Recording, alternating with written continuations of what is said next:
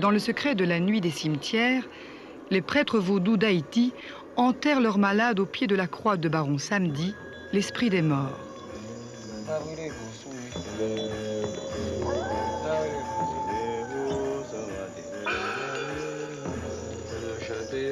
Ils les soignent au creux de leur tombe, combattent le mal par le mal, leur donnent le frisson de la mort, exorcisent leur âme, transfèrent leurs maux dans un poulet qui devient la victime expiatoire et sacrifie le poulet enflammé aux esprits. La douleur est expulsée. La frousse est garantie, ainsi que la guérison, à en croire le prêtre vaudou et son patient.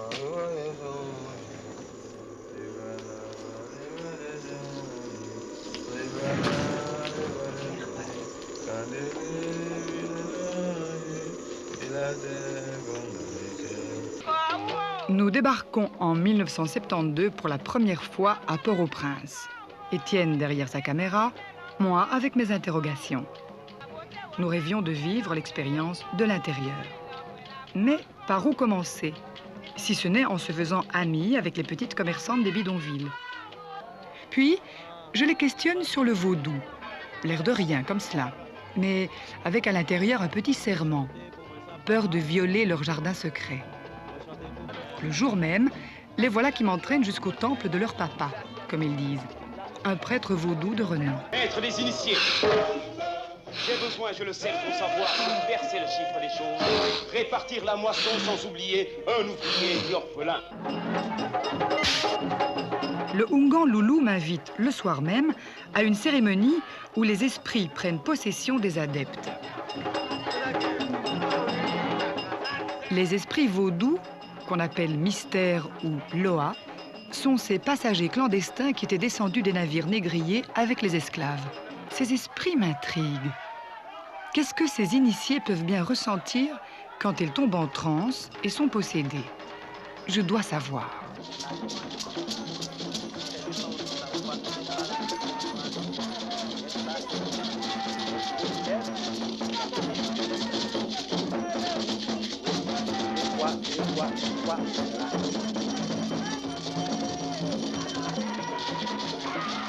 Mon cœur se mit à battre très fort. Et puis, plus rien.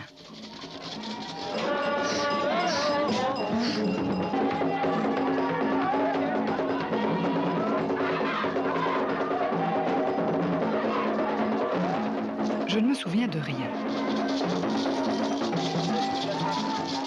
Loulou me dira plus tard que j'ai eu la chance d'être possédée par l'esprit serpent d'Ambala, celui qui, à l'origine du monde, donna la connaissance à l'homme.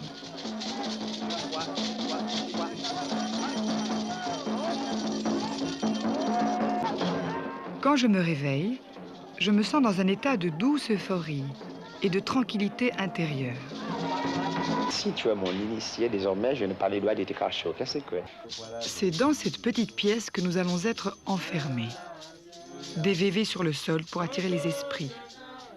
Comme matelas, je recevais une natte. Comme oreiller, un vulgaire caillou.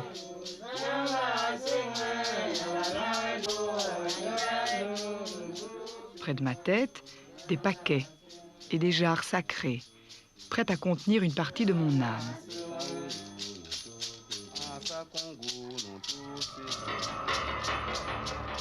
Sur l'autel, j'avais la bénédiction des esprits vaudous, déguisés en saints et en vierges.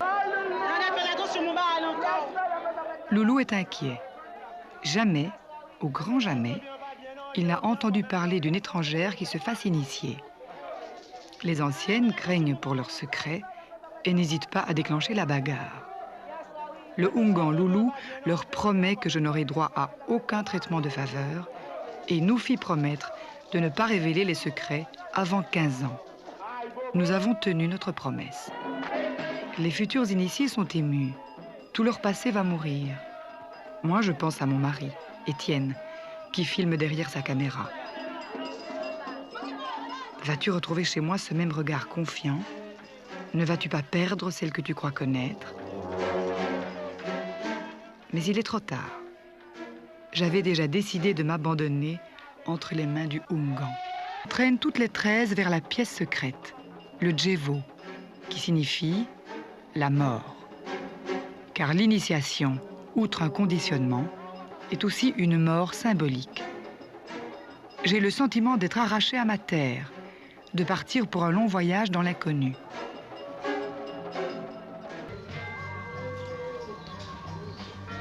Après 15 années d'aller-retour dans le même petit village, je me sens intégrée.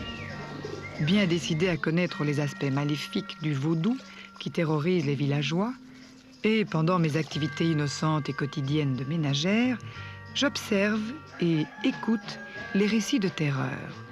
On me parle de zombies, de la secte occulte des Bizangos, de la société secrète des sans-poils qui pactisent avec le diable. Comment faire la part du fantasme et de la réalité? Entre-temps, nous avons un fils. Je ne peux plus me permettre de m'abandonner aveuglément dans les mains d'un Oungan. On dit que les zombies hantent les cimetières, mais c'est à l'hôpital Albert Schweitzer, à Deschapelles, que je le trouvais. Comment il est mort ici à l'hôpital? Clarvius Narcisse est mort par étouffement. Son décès a été constaté par un médecin américain à l'hôpital. C'est les Bizangos qui t'ont puni à cause de l'enfant que tu as fait à Dossi, ta cousine. Clarvius Narcisse avait été empoisonné par un sorcier avec de la tétrodotoxine, un poison qui est contenu dans le foie du poisson foufou et qui donne l'apparence clinique de la mort. Le sorcier sèche le foie du poisson, le réduit en poudre et le verse sur le pas de la porte que sa victime foulera. Le simple contact cutané l'étouffera en déant les 3 jours. Sa famille aura l'impression qu'il est mort. Son pouls et sa respiration auront cessé de fonctionner en apparence. Narcisse me conduit à sa tombe qu'il retrouve en ruine, ce qui l'affecte très fort. Pas les jambes trop fatiguées? Ouais. Oui, c'est Tu vas partout écraser ton main. écrasé. On avait attaché mon cercueil avec du fil métallique. Piqué avec qui bagaille? Avec clou, il t'a pris Clou cercueil? clou cercueil là, C'est le clou du cercueil, Avec ça. le clou cercueil.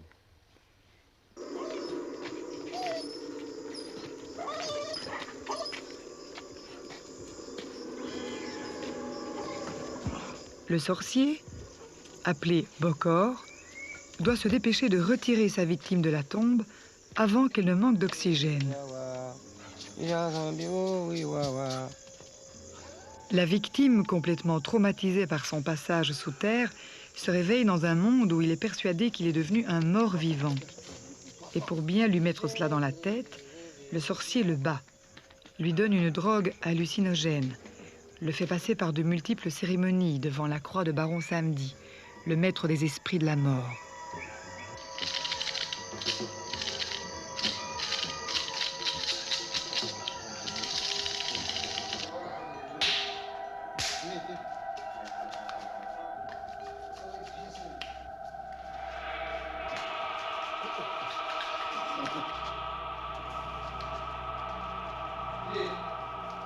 Le zombie n'est plus qu'un corps docile, vendu à un propriétaire terrien, dans une province lointaine, pour moins de 300 $.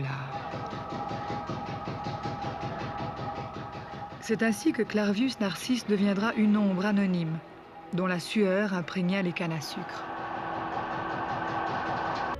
Narcisse fut libéré à la mort de son maître et erra sur les chemins d'Haïti, incapable de s'y retrouver.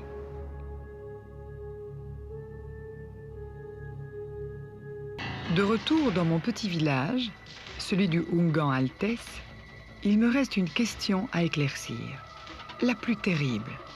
Qui sont ces Bizangos qu'on accuse d'avoir transformé Narcisse en zombie? Je soupçonne Altesse, qui essaie toujours de m'impressionner, tant avec son revolver qu'avec sa générosité, de faire partie des Bizangos, une secte occulte qu'on appelle aussi les sans-poils et qui pratique la magie noire. À ma grande surprise, il m'invite à voir les sans-poils à l'œuvre. Cette nuit-là, les seules personnes qui osent mettre le pied dehors sont les membres de la société secrète, et nous, qui crevons de trouille. Les sans-poils invoquent Dieu pour qu'il leur montre le chemin qui les conduit à Lucifer. Altesse est possédé par diable criminel Lacroix et accueille les membres de la secte. Que faire? Je ne veux à aucun prix me faire complice d'un meurtre rituel, ni en être la victime. Mais je veux savoir. Des cercueils sont prêts. Pour qui? C'est ici même que les sans-poils tiennent conseil, écoutent les plaintes des leurs, jugent et condamnent les villageois, coupables selon leurs critères, à devenir zombies, sous le regard halluciné d'Altesse qui trône sur un cercueil. Les sans-poils traversent le village. Leurs cercueils sont vides, mais ils peuvent toujours les remplir en route. Ils rappellent aux villageois que la nuit leur appartient et qu'ils sont les maîtres de la mort. Je connais la plupart d'entre eux, de petits commerçants parvenus, des Oungans avec pignon sur rue. Quel crime les a liés? Quel pacte avec le diable les a fait réussir?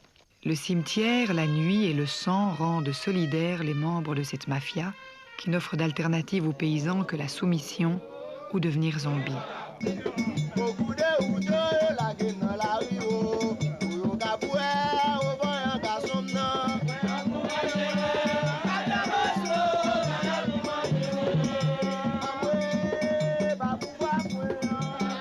Heureusement, il n'y aura pas de meurtre rituel cette nuit-là.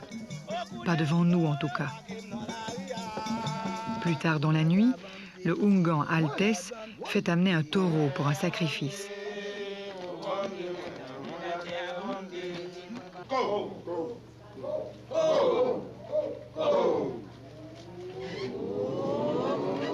Toujours possédé par l'esprit de diable criminel Lacroix, il exige du taureau toute sa vigueur.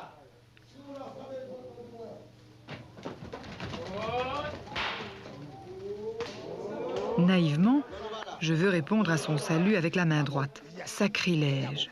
J'oublie qu'il fait partie de la magie noire, donc de la main gauche. Il me propose de devenir membre des sans-poils. Je le laisse dans le doute, bien décidé à arrêter là mon expérience. Comme Lucifer, qui était prêt à évincer Dieu, les sans-poils vivent au-delà des lois, forment un État dans un État, rajoutent à la misère du peuple la terreur de la nuit.